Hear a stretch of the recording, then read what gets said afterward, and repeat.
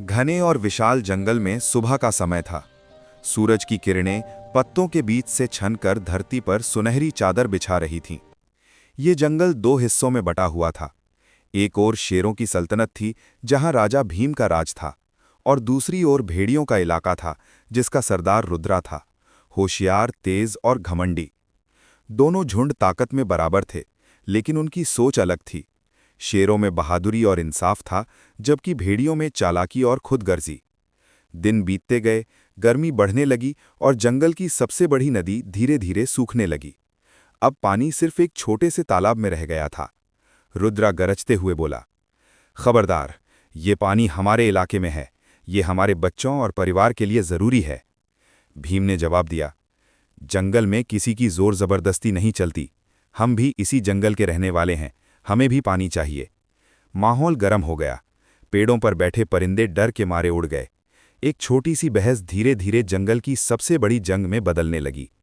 भीम ने कहा, ठीक है रुद्रा, अगर तुम यही चाहते हो तो कल सूरज निकलने से पहले जंग होगी। रुद्रा मुस्कुराया, जंग ही तय करेगी कि जंगल का असली राजा कौन है। रात को शेरों की गुफा में सभा बुलाई गई। भीम बीच में बैठा था और उसके साथ उसके वफादार शेर अर्जुन, वीर और शौर्य।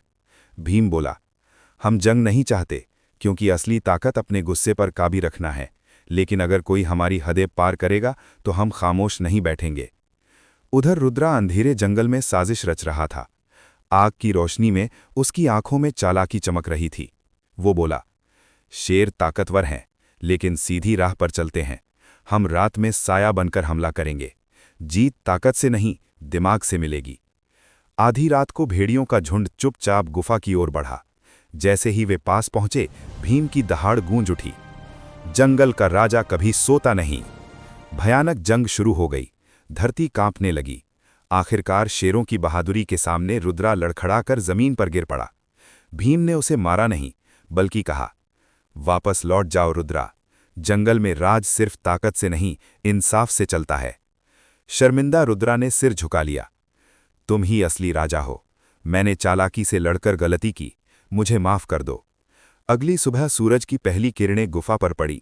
नदी फिर से बहने लगी, मानो कुदरत खुद खुश हो। भीम ने कहा, पानी सबका है। जंगल तब खुश रहता है जब हर जानदार एक दूसरे का सम्मान करे।